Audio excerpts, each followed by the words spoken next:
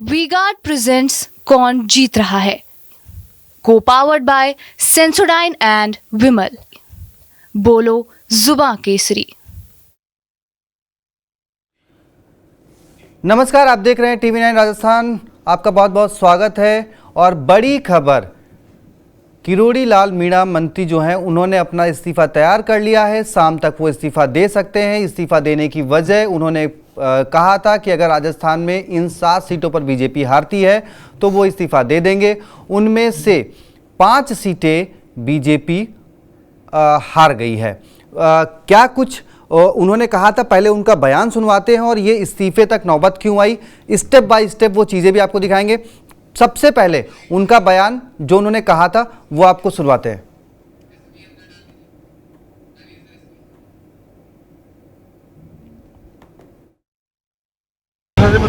उनको तो घमंड हो गया है, अहंकार हो गया। वो तो ये भी कह रहे हैं कि मैं भारतीय जनता पार्टी को तोरसा से ख़त्म कर दूंगा। भारतीय जनता पार्टी या संघ या बीजेपी को इंदिरा गांधी ख़त्म नहीं कर सकी, कोई ताकत दुनिया की ख़त्म नहीं कर सकी, क्योंकि दुनिया का सबसे बड़ा संगठन है। और उसके बारे में घमंड भरा बयान दें मुरारी लाल जी, ये ठीक नहीं है। सर, आप कह रहे हो 25 सीटें जीतेंगे, तो फिर इस्तीफे का सवाल ही नहीं है। आपके इस्तीफे का सवाल नहीं, 25 सीटें राजस्थान जीत रही है बीजेपी। कुछ सीटों पे कंटेस्ट, सच्चाई स्वीकार करनी पड़ेगी, जैसे बाड़मेर, चूरू। क्लियर है बीजेपी। हाँ, जीतनी चाहिए, हमारा तो यही है। सर, कल चुनाव परिणाम आ रहे हैं, आपको 7 सीटें, कौन कौन जिम्मेदारी थी वो आप बता दीजिए। देखो, जो मैंने बयान दिया था वो प्रधानमंत्री जी से आने से पहले दिया था। महुआ में अगर इसे सीट में जीतता नहीं तो मैं मंत्री पद छोड़ दूंगा। तो प्रधानमंत्री जी यहाँ से वहाँ तक गए तो मेरे को अलग से बात की, 7 सीटों की लिस्ट पकड़ा दी। तो मैंने 11 सीटों पर मेहनत की, 7 पर ज़्यादा की। वो 7 में से एक भी हार गई तो मैं मंत्री पद छोड़ के यहाँ पानी पिलाता रहूँगा। सर, जनता 7 सीट जानना चाह रही है क्योंकि कल परिणाम आ रहे हैं। भरतपुर, धौलपुर, करौली, अलवर, जयपुर ग्रामीण, दौसा, टोंक, सवाई माधोपुर, कोटा, झालावाड़। चलिए अब आपको दिखाते हैं गोविंद सिंह डोटासरा का वो ट्वीट जो कि उन्होंने मतगणना होते वक्त, जब दौसा में लीड मिली, सवाई माधोपुर में लीड मिली कांग्रेस को, उसके बाद उन्होंने एक ट्वीट किया। वो ट्वीट आपको दिखाते हैं उन्होंने क्या कुछ लिखा। ये तो किरोड़ी लाल मीणा का ट्वीट हो गया जिसमें उन्होंने कहा रघुकुल रीति सदा चली आई, प्राण जाए पचन। ये देखिए गोविंद सिंह डोटासरा का ट्वीट था। आज लोकसभा चुनाव के परिणाम को रुझान काफ़ी सुखद हैं। दौसा से हारने के बाद भाजपा के एक मंत्री इस्तीफा दे रहे हैं। भरतपुर सीट कांग्रेस के खाते में आने के बाद क्या मुख्यमंत्री जी की भी कोई जिम्मेदारी लेंगे? मुख्यमंत्री जी भी कोई जिम्मेदारी लेंगे? इस ट्वीट ये ट्वीट हुआ। उसके बाद फिर किरोड़ी लाल मीणा ने ट्वीट किया। उन्होंने लिख दिया कि भाई रघुकुल रीति सदा चली आई, प्राण जाए पर वचन न जाए। और आज शाम तक वो अपने उस बयान पर जिस तरीके से वो कायम रहे, जिस तरीके से उन्होंने ट्वीट किया, और आखिरकार कहा जा रहा है कि वो आज शाम तक इस्तीफा देंगे। हमारे साथ हमारे executive producer Pushkar Chauhan sir हैं और साथ में हमारे सहयोगी जयपुर से, राजधानी से ध्वज आर्य जुड़े हुए हैं। सबसे पहले हम ध्वज के पास चलेंगे। क्या कुछ अपडेट, ताज़ा जानकारी है उनके इस्तीफे को लेकर? क्या कुछ कहा जा रहा है? क्या कुछ राजनीतिक गलियारों में चर्चा है? क्या उन्हें मनाने की कोशिश की जाएगी? क्या कुछ घटनाक्रम चल रहा है राजधानी में? जी ध्वज।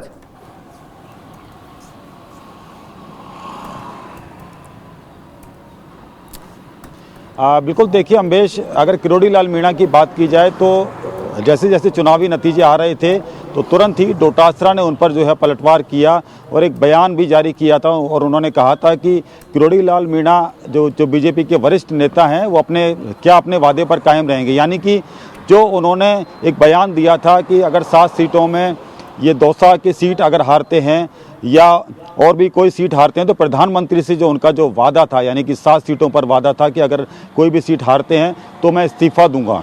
ये इस्तीफा देने के तुरंत बाद ही रामायण की चौपाई का उन्होंने कहते हुए, जिक्र करते हुए एक ट्वीट किया और उन्होंने इस पे लिखा कि रघुकुल रीत जो है सदा चली आई, प्राण जाए पर वचन न जाए। यानी कि इशारा उन्होंने कर दिया था कि मैं इस्तीफा देने जा रहा हूं। उसके तुरंत बाद ही कुछ ही 1 घंटे के आसपास वो मुख्यमंत्री से मिले। एक मुलाकात, हालांकि मुलाकात तो औपचारिक बताई जा रही थी, लेकिन किरोड़ी लाल मीणा ने इस्तीफे की जो पेशकश है वो साफ तौर पर कर दी थी। ये माना जा रहा है कि किरोड़ी लाल मीणा जो है कुछ ही देर में इस्तीफा दे देंगे। हालांकि 2 दिन बीत चुके हैं और आज ये जानकारी निकलकर सामने आ रही है कि जो तमाम जो मुख्यमंत्री हैं, तमाम राज्यों के मुख्यमंत्री हैं, दिल्ली उन्हें बुलाया गया। तो राजस्थान के मुख्यमंत्री भजनलाल शर्मा के जाने से पहले मुख्यमंत्री भजनलाल शर्मा से जो है किरोड़ी लाल मिल सकते हैं और सूत्रों के हवाले से ये पुख्ता खबर है कि देर शाम तक जो किरोड़ी लाल मीणा हैं वो इस्तीफा दे देंगे। ये जानकारी सामने आ रही है और मैं आपको बताना चाहूँगा अम्बेश कि जिस तरीके से ये जो कहानी है, जो आज इस्तीफे की बात आ रही है सामने, इस्तीफे की पेशकश की बात आ रही है, नाराज़गी उनकी 15 दिसंबर से थी।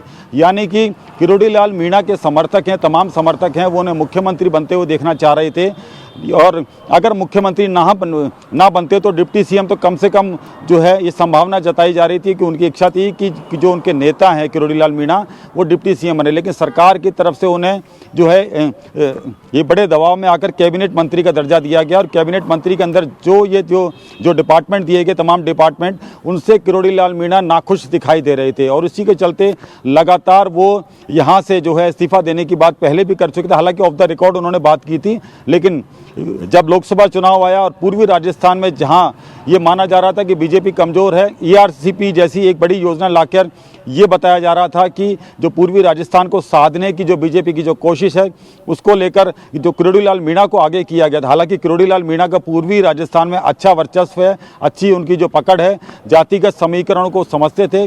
इसको लेकर उनका ये कहना था कि 7 सीटों पर सबसे ज़्यादा मेहनत, हालांकि उनके जो जिम्मेदारी दी गई थी 11 सीटों की जिम्मेदारी दी गई थी, लेकिन 7 सीटों पर उन्होंने कह दिया था।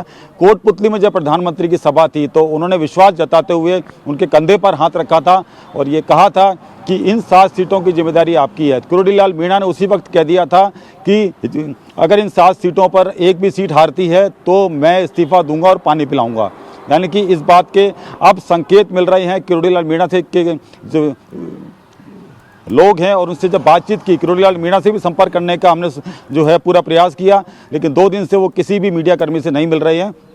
और आज ये जानकारी निकल कर आ रही है, सूत्रों के हवाले से बड़ी खबर निकल कर सामने आ रही है कि देर शाम तक किरोड़ी लाल मीणा आज इस्तीफा दे सकते हैं। सरकार के लिए ये एक बड़ा झटका होगा। हालांकि जो सरकार के कई बड़े जो पदाधिकारी हैं, मंत्री हैं, वो किरोड़ी लाल मीणा से संपर्क कर रहे हैं, उन्हें मनाने की कोशिश कर रहे हैं कि अगर किरोड़ी लाल मीणा का इस्तीफा हो गया तो एक जो गलत मैसेज है राजस्थान में, एक बड़ा मैसेज जाएगा कि राजस्थान की जो ये तमाम जो बड़े लोग हैं, बड़े नेता हैं और कहीं ना कहीं जो उनके आपस में जो फूट की बात कही जा रही थी, क्योंकि लोकसभा चुनाव में बड़ी हार जो है जो एक तरह से मानी जा रही है, बीजेपी की 14 सीटें ही खाते में आई हैं, हैट्रिक का चांस एक बार फिर से खो दिया है।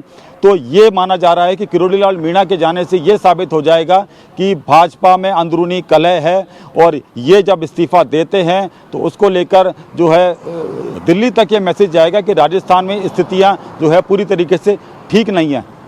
जी ध्वज, एक चीज़ और देखिए, कल जो है महाराष्ट्र में देवेंद्र फडणवीस जो कि उप मुख्यमंत्री थे, उन्होंने इस्तीफा दे दिया। क्या राजस्थान में अब किरोड़ी बाबा के शाम तक चर्चा है कि वो दे सकते हैं? क्या और लोग भी और लोगों पर प्रेशर नहीं बन रहा है कि भाई वो भी अपने अपने क्षेत्र में, जैसे 5 मंत्रियों के क्षेत्र में जो है वो उनकी विधानसभा पर बीजेपी जो है पिछड़ी है, जहाँ पे हार हुई है, तो क्या उन 5 अन्य लोगों पर या फिर कहें और बड़े नेताओं पर या कहें उप मुख्यमंत्रियों पर राजस्थान के ये दबाव बढ़ गया है इस्तीफे का?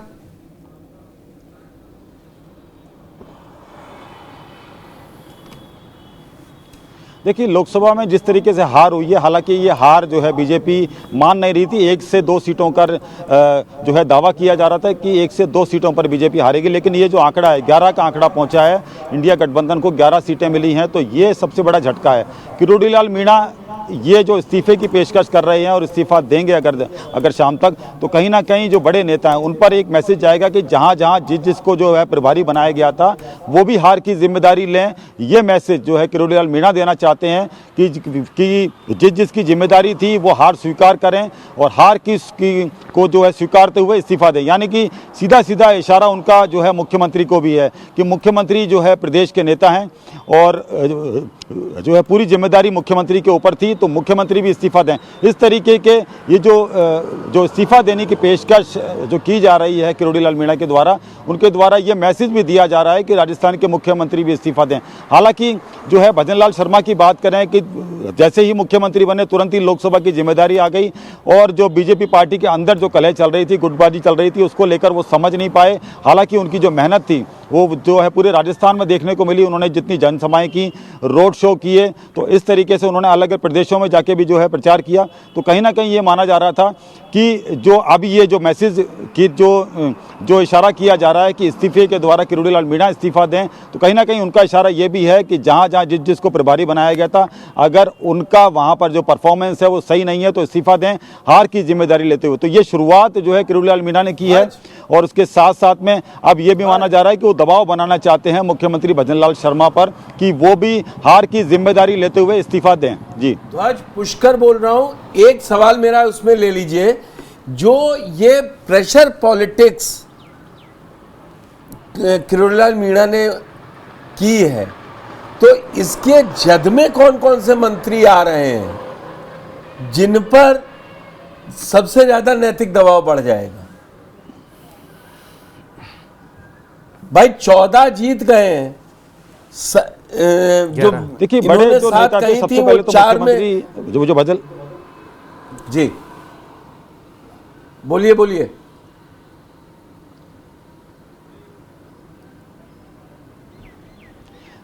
बिल्कुल, ये 4 सीटें जो है हारी हैं। उसके अलावा जो झालावाड़ की सीट थी वहाँ खुद जो है वसुंधरा राजे के बेटे चुनाव लड़ रहे थे और पूरी तरीके से उन्होंने एक ही सीट पर प्रचार किया था। तो कहीं ना कहीं इनका ये मानना है कि जो 3 से 4 लोग हैं, यानी कि प्रदेशाध्यक्ष भी इस दायरे में आ रहे हैं कि जिम्मेदारी उनकी भी बनती थी। और ये जो है राजनीतिक गलियारों में चर्चा भी है कि प्रदेशाध्यक्ष जो सीपी जोशी हैं उन्हें जो है बदला जाए, क्योंकि वो अपनी सीट तक ही जो है जो पूरी तरीके से वहाँ पर सीमित रहे और उसके साथ साथ मुख्यमंत्री जो भजन लाल शर्मा है उनको भी वो दायरे में लाना चाहते हैं कि वो भी हार की जिम्मेदारी लेते हुए इस्तीफा दें। उसके साथ साथ में दिया कुमारी उप मुख्यमंत्री हैं, प्रेमचंद बैरवा हैं, वो भी डिप्टी सीएम हैं। तो ये 3 से 4 जो बड़े नाम हैं, इन पर जो है जिम्मेदारी जो है साफ तौर पर ये देखी जा सकती है कि इन पर भी दबाव ये सीधे तौर पर बनाना चाहते हैं कि हार की जिम्मेदारी लें और इस्तीफा दें। जी सर, जैसे आप हम लोग को जो एक अंदाज़ा हम लोग अपने पिछली चर्चाओं में कर रहे थे कि ये प्रेशर जो है वो कांग्रेस पे बनेगा और कांग्रेस में जिस तरीके से बयानबाजी हो रही थी, लेकिन देखिए नतीजे आने के साथ ही बीजेपी में ज़्यादा बड़ी बगावत अब होती दिख रही है। कैसे इसको आने वाले समय में और कैसे देखते हैं? इसको एक एग्जाम के में समझाता हूँ तो जल्दी आपको समझ में आएगा। जो बच्चे अच्छे होते हैं तो माना जाता है वो 90% के ज़्यादा नंबर लाएंगे। तो 2 बार से, जैसा ध्वज ने अभी बताया कि जीत रहे थे 25-0 से, तो लक्ष्य तो इनका था कि तीसरी बार हैट्रिक लगाएं और बड़े काम हुए थे। 370, राम मंदिर, विकास, सारा कुछ था। और आप तब 25-0 लाए जब 19 में गहलोत की सरकार थी। भाई 14 में आए तो मान लिया कि आपकी सरकार थी, आपका कामकाज रहा होगा, प्रशासन रहा होगा, जहां कुछ कमजोर कुछ रहा होगा वो आ जाएगा। 24 में तो आपकी सरकार थी, आप 11 हार गए। वो गठबंधन उन्होंने किया और वो 11 हार गए, भले वो 14 हार गए, 11 जीते गठबंधन में और वो सीट जीत गए जो बड़ी मुश्किल से दोनों बार सीकर सीट बीजेपी के खाते में थी। जीता कौन? अमरा राम 2004 से लगातार ट्राई कर रहे थे, बन नहीं पा रहे थे, गठबंधन में गए, कांग्रेस ने सीट छोड़ी, जीत गए सांसद। तो ये अब जो बड़ी बात हम लोग आप जिसकी चर्चा कर रहे हैं जिन वीडियोस की, उसमें था कि कांग्रेस पर यह दबाव था कि आप खाता खोलिए। वो खाता से सीधे आपका आकलन ठीक निकला कि वो डबल डिजिट में पहुंच गया गठबंधन। कांग्रेस अकेले ही 8 जीत आई, नहीं तो जितने पॉलिटिकल पंडित बड़े बड़े लोग थे वो कह रहे थे अरे ठीक है 1, 2, 3 आ जाएंगे, 1, 2, 3 आ जाएंगे। और बीजेपी वाले भी ये मान रहे थे कि 20 हम जीत आए तो हमको कोई कुछ नहीं कहेगा जी। वो 20 पे भी नहीं रुके, वो 15 पे भी नहीं रुके, वहां गाड़ी रुकी 14 पे। तो ये मौका मिल गया आप किरोड़ी लाल मीणा की राजनीति समझिए। यूपी की 32 आप आधी से ज्यादा सीटों पे आ गए, 62-64 सीटें थी, आप 33 सीटों पे लटक गए आके। वहां क्या है, मैसेज क्या गया कि दलित नाराज हो गया है, दलित छिटक गया। किरोड़ी लाल मीणा ने टाइम देखा, इसीलिए उन्होंने रघुकुल रीत सदा चलाई। जब 12:40 पे ट्रेंड कर रहे थे 4 जून को किरोड़ी लाल मीणा, अच्छा नतीजे जी जी, तो उन्होंने हिसाब लगा लिया वो आते हैं दलित समुदाय से जी। अब उन्होंने कहा यहां पे प्रेशर बिल्कुल ठीक बनेगा। भाई उनको जब आप लाए थे तो कहा था बड़े मंत्री बनाएंगे, मुख्यमंत्री तक की चर्चा थी कि ये फेस होंगे, वो बिना फेस के चुनाव लड़े। अब किरोड़ी लाल मीणा की बारी आ गई। वैसे ही जाट और राजपूत की लड़ाई से शेखावटी में झटका लगा और यहां पहुंच गए। अब उसमें मीणा फैक्टर भी जुड़ जाएगा, तो भजन लाल के लिए तो समस्या ही समस्या। चक्कर क्या है, सीपी जोशी भी ब्राह्मण, भजन लाल शर्मा भी ब्राह्मण। जब जाति देखी जाएगी तो अब सीट किसकी जाए। किरोड़ी लाल मीणा ने बड़ा स्मार्ट मूव कहते हैं, यही कहते हैं पुराने पॉलिटिशियन से भिड़ना नहीं चाहिए। उन्होंने पानी पिलाने की बात जनता के लिए कह दी थी उस पियाऊ से खड़े होकर, लेकिन उन्होंने कई बीजेपी के बड़े नेताओं को पानी पिला दिया। वो तो मंत्री पद छोड़ रहे। अच्छा, आपदा प्रबंधन मंत्रालय रख के अपने पास क्या कर लें।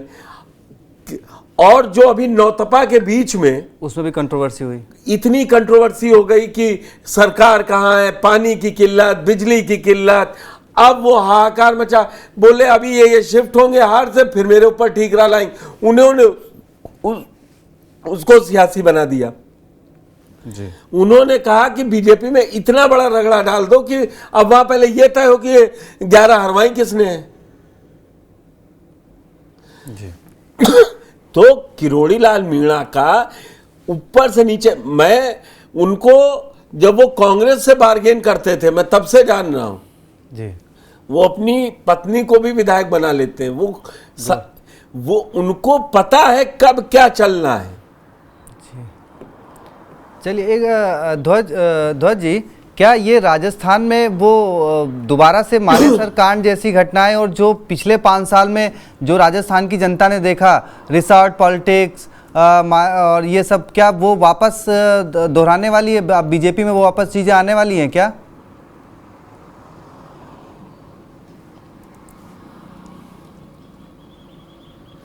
देखिए, इसकी संभावना तो काफ़ी कम दिखाई दे रही है। हालांकि जिस तरीके से जो एनडीए की सरकार बन रही है तो उनका ध्यान अभी जो है पूरी तरीके से उस सरकार को बनाने में। हालांकि राजस्थान से ज़्यादा हालात ख़राब यूपी के भी हैं, तो ये चर्चाओं में ये भी है कि यूपी के सीएम को ही बदला जाएगा। लेकिन राजस्थान में जिस तरीके से अभी इन दिनों जो कानून व्यवस्था थी उसको लेकर भी किरोड़ी लाल मीणा लगातार सरकार के खिलाफ थे। जैसे गंगापुर में युवक की मौत हुई, उसके बाद में उन्होंने ये डिमांड कर डाली सरकार से कि इन्हें 50 लाख रुपये क्यों नहीं दिया जा रहा, मृतक के आश्रितों को नौकरी और 50 लाख रुपये। यानी कि शुरू से ही सरकार के खिलाफ जो है लगातार नज़र आए हुए थे, मोर्चा खोले हुए थे।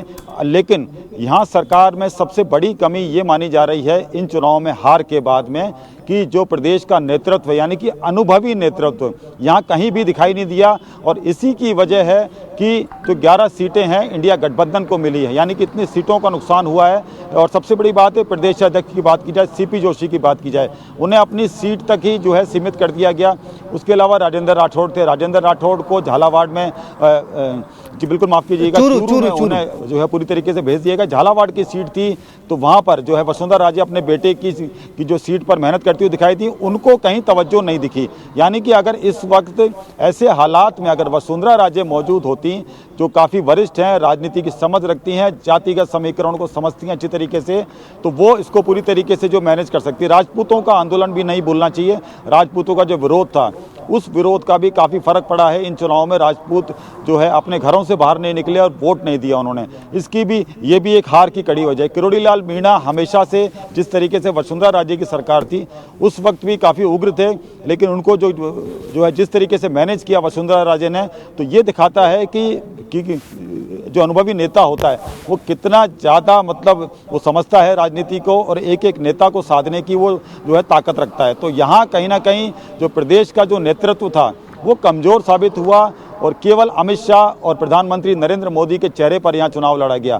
तो ये सबसे बड़ी बात है कि जिस तरीके से अंदरूनी कलह हो रही थी और जिस तरीके से अंदरूनी जातिगत समीकरण बिगड़ रहे थे उसको यहाँ का नेतृत्व है वो समझ नहीं पाया और सारा का सारा ठीकरा जो है मुख्यमंत्री जो है भजन लाल शर्मा उन पर फोड़ा जा रहा है। हालांकि समय नहीं मिला उन्हें और जैसे ही वो यहाँ पर मुख्यमंत्री बने और उसके बाद में तुरंत ही लोकसभा चुनाव जो है सामने थे, उसको लेकर जो है पूरी तरीके से उन्हें जो है समय नहीं मिला। हालांकि वो प्रचार करते दिखे, दौड़ भाग करते दिखे, लेकिन किरोड़ी लाल मीणा जिस तरीके से इस्तीफा देना चाहते हैं, जिस तरीके से राजस्थान में लॉ एंड ऑर्डर अभी जो है इन दिनों बिगड़ा है, उसको जो है एक मुद्दा बनाकर वो कहीं ना कहीं ये बता रहे हैं कि राजस्थान में जो वरिष्ठ नेता हैं किरोड़ी लाल मीणा हैं और जो SC ST के जो उनके कैंडिडेट हैं और जो उनके समर्थक हैं उनको लड़ने के लिए एक बड़ा नेता किरोड़ी लाल मीणा मौजूद है। हालांकि इसके क्या जो है क्या फ़ायदे और क्या नुकसान होंगे ये देखने वाली बात होगी, लेकिन किरोड़ी लाल मीणा आज इस्तीफ़ा देने जा रहे हैं, ये जानकारी मिल रही है। और उनके इस्तीफे के बाद में जो राजस्थान की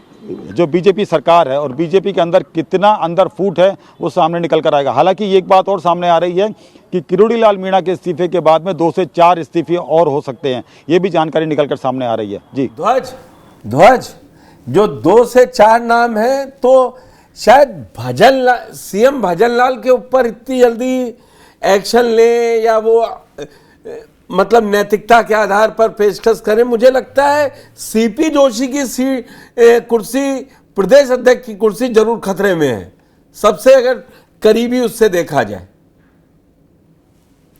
क्योंकि सरकार में इतना टर्मोइल लाना बीजेपी आला कमान भी नहीं चाहेगा। क्योंकि अब तौर पर जो मैं अभी ये कहता नजर आ रहा हूं, मैं आपको बता रहा हूं जी,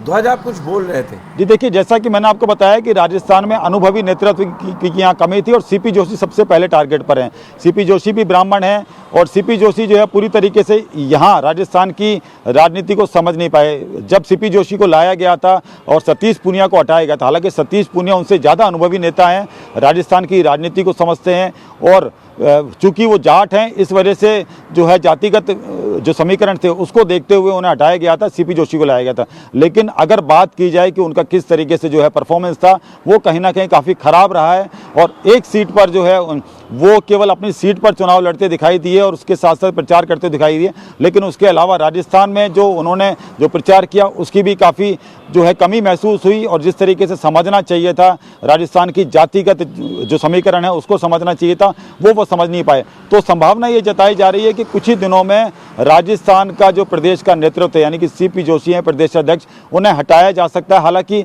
मुख्यमंत्री भजन लाल शर्मा पर इसकी गाज गिरेगी, इसकी संभावना काफ़ी कम है क्योंकि उन्हें समय नहीं मिला। जैसे कि मैं बार बार कह रहा हूं कि उन्हें समय नहीं मिला और जिस तरीके से राजस्थान का जो बीजेपी का जो संगठन है उसके अंदर फूट थी उसको वो समझ नहीं पाए। तो हालांकि अब धीरे धीरे करके जो भजन लाल शर्मा है थोड़ा परिपक्व होते जा रहे हैं और आज जो मीटिंग है उस पर भी यह जो राजस्थान की हार का मंथन होगा, जो देर रात को जो आज बुलाया गया है तमाम जो CM को, और उनके साथ में मंथन भी होगा और ये तय किया जाएगा कि राजस्थान में किस तरीके से संगठन में बदलाव होंगे। अब लेकिन किरोड़ी लाल मीणा का इस्तीफे की बात भी है, वो दिल्ली आलाकमान तक पहुंची है और वहां से भी अब ये मैसेज दिया जा रहा है कि अब किरोड़ी लाल मीणा को किस तरीके से मनाया जाए। हालांकि एक जानकारी ये भी निकल कर आ रही है कि किरोड़ी लाल मीणा को डिप्टी CM का ऑफर भी दिया गया है और उन्हें समझाइश की जो है पूरी कोशिश की जा रही है। इसलिए शायद ये 2 दिन का समय लगा है, 2 दिन के अंदर, क्योंकि जब उनका ट्वीट हुआ था और ट्वीट के बाद में अब 2 दिन का समय मतलब 48 घंटे हो चुके हैं, किरोड़ी लाल मीणा किसी से जो है संपर्क नहीं कर रहे हैं।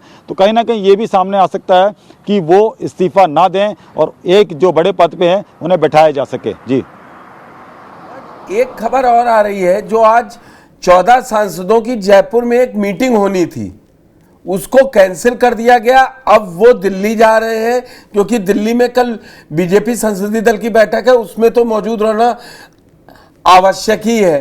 तो ये जो मीटिंग पहले बुलाई क्यों गई, क्योंकि किसी और प्रदेश में ऐसा हो नहीं रहा था, और आप भी एक मीटिंग का जिक्र कर रहे हैं, तो ये राजस्थान में अंदर अंदर प्रदेश के अंदर बड़ा उहापों की स्थिति है, हमें लग रहा बीजेपी राजस्थान पार्टी में।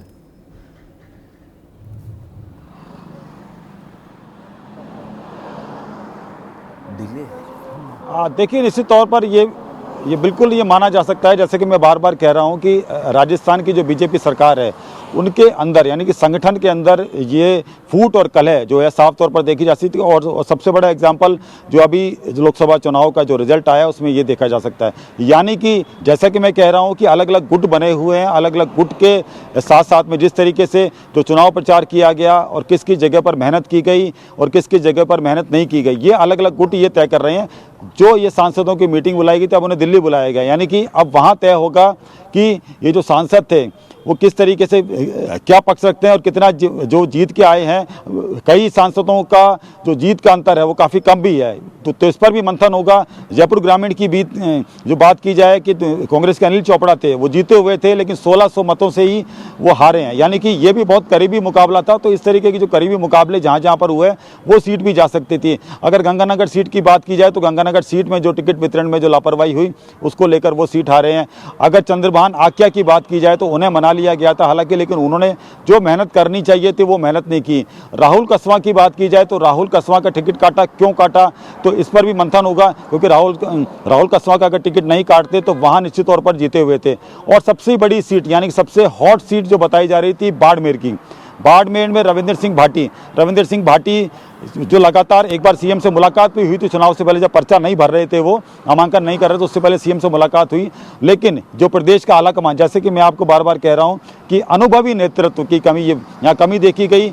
और बाड़मेर के जो प्रत्याशी हैं जो खुद यहाँ पर आए, मुख्यमंत्री से मिले, उसके बाद जब बाड़मेर गए, यहाँ से बाड़मेर का अगर हवाई रास्ता देखा जाए तो 1 घंटे का रास्ता है, लेकिन मुख्यमंत्री के साथ जो उनकी बैठक चलती रही जो कि हवाई जहाज के अंदर 2.5 घंटे तक हवाई जहाज आसमान में घूमता रहा। और क्या चर्चा चली, रविंद्र सिंह भाटी से भी जब हमने इसका सवाल किया तो उन्होंने कहा कि मुझे मनाने की कोशिश की गई थी लेकिन मैं नहीं माना। यानी कि कहीं ना कहीं जो प्रदेश का नेतृत्व है ऐसे कैंडिडेट को मनाने में जो है यहाँ पर पूरी तरीके से नाकाम रहा है। और जिस तरीके से नाकाम रहा उसका रिजल्ट ये सामने है। लोकसभा चुनाव में 11 सीटों का नुकसान उन्हें हुआ है। जी ध्वज, रविंद्र सिंह भाटी चूक गए, राहुल कसवा पर चूक गए, और बहुत जरा ये लगा कि पूरी बातचीत में कि वाकई में एक्सपीरियंस नहीं रहा। तो भजनलाल शर्मा अगर बने रहते हैं और सीपी जोशी की कुर्सी पर, आप किसको देख रहे हैं? क्या एक बार पार्टी आलाकमान वसुंधरा राजे जैसे चेहरे पर, परिपक्व चेहरे पर अगर दांव खेले तो चीजें बदल सकती हैं, हमें लगता अभी, क्योंकि प्रदेश में चुनाव होने में भी 4.5 साल है, क्योंकि जाट और ठाकुर का जो झगड़ा लगा पड़ा है वो बीजेपी को फिर धीरे धीरे अगर इसको डिफ्यूज नहीं किया पार्टी आलाकमान में तो बड़ा रूप ले सकती है, और आप देख ही रहे हैं।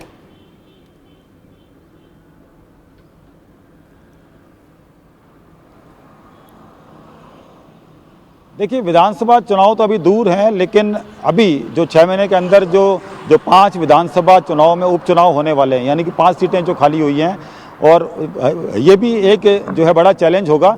और हालांकि आपने कहा कि जो है वसुंधरा राजे को मौका दिया जा सकता है, मुझे नहीं लगता कि वसुंधरा राजे जो है इस पर राजी होंगे। हाँ, ये जरूर हो सकता है कि राजेंद्र राठौड़ जैसे जो कि पहले भी रह चुके हैं और काफ़ी अनुभवी नेतृत्व है, उनको मौका दिया जा सकता है। उसके साथ साथ में अरुण चतुर्वेदी भी जो है पहले रह चुके हैं, ब्राह्मण चेहरा हैं, तो वो भी काफी वरिष्ठ हैं और पूरी राजस्थान की राजनीति को समझते हैं, मगर और जो जातिगत समीकरण है उनको भी अच्छी तरीके से जानते हैं। तो मेरे हिसाब से ब्राह्मण चेहरा नहीं देंगे जाता है तो ये 2 नाम आगे आ सकते हैं।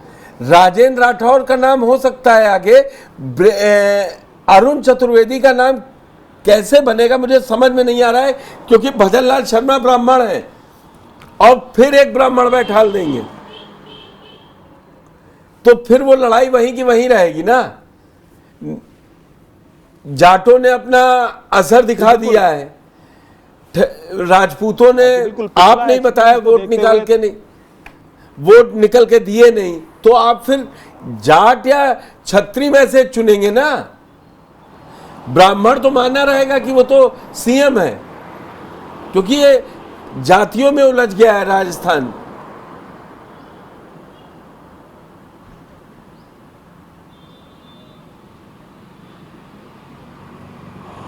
बिल्कुल अनुभवी की बात की जाए तो जैसा कि आपने कहा कि इन्हें जो है मौका नहीं दिया जा सकता क्योंकि ये ब्राह्मण है, तो एक जाट नाम यानी कि इससे पहले जो सतीश पुनिया थे उनको भी मौका दिया जा सकता है। वरिष्ठ नेता हैं और काफ़ी अच्छी समझ भी रखते हैं और उनका कार्यकाल में जिस तरीके से उन्होंने कार्यकाल उनका रहा है वो पूरा कार्यकाल काफ़ी शानदार रहा है। जब वो रहे हैं प्रदेशाध्यक्ष, काफ़ी कार्यकाल उनका अच्छा रहा है और उस दौरान जो पूरी तरीके से जो गुटबाजी थी उस पर भी उन्होंने पूरा कंट्रोल रखा था। राजेंद्र राठौड़ एक अच्छे नेता हैं, वरिष्ठ नेता हैं, राजपूत नेता हैं, तो कहीं ना कहीं राजेंद्र राठौड़ का भी ये सामने आ रहा है कि राजेंद्र राठौड़ को भी मौका दिया जा सकता है। लेकिन ये जरूर तय है कि सीपी जोशी को बदला जाएगा और जो मुख्यमंत्री भजनलाल शर्मा हैं उन पर गाज गिरना फिलहाल अभी दिख नहीं रहा है कि उन पर गाज गिरेगी, क्योंकि अगर उन पर गाज गिरती है तो ये सरकार का डिसीजन था और दिल्ली का डिसीजन था, तो कहीं ना कहीं वो अपने जो डिसीजन को गलत कभी साबित नहीं होने देंगे। तो मुझे नहीं लगता कि इस तरीके से जो राजस्थान के मुख्यमंत्री हैं इनको बदला जाएगा, क्योंकि इनको बदलने से काफ़ी स्थितियां जो है काफ़ी बदलेंगी